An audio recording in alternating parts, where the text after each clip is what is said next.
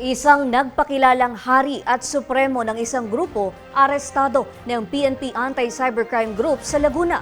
Ang kabuang detalye ng balitang yan ihahatid sa atin ni Allen Ibanez mula sa Kamkrame. Allen.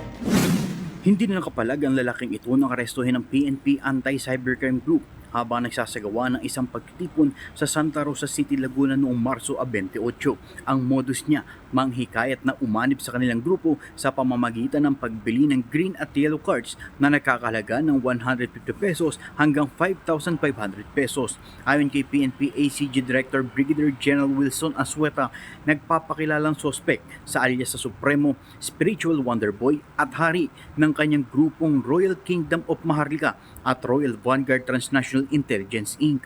Ang mga sasapi makakatanggap umano ng panghabang buhay na benepisyo at malaking kita. Pinaniniwala rin nito ang mga miyembro na makatatanggap sila ng malaking halaga ng pera mula sa isang bangko kapag naitatag ang isang monarkiya sa bansa at siya ang magiging hari nito. Makakatanggap daw sila ng 5 million pesos at 2% bahagi mula sa sinasabi nitong koleksyon mula sa mahigit 100 bansa na umano'y may utang sa Pilipinas. Ginagamit din ito ang social media upang manghikayat pa ng iba pang miyembro kabilang na ang mga matatanda at mga katutubo.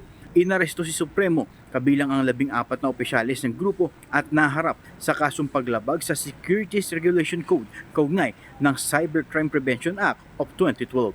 Mula sa Kamkrame, ako si Allen Ibanez nag-ulat. Maraming salamat sa iyo, Allen Ibanez.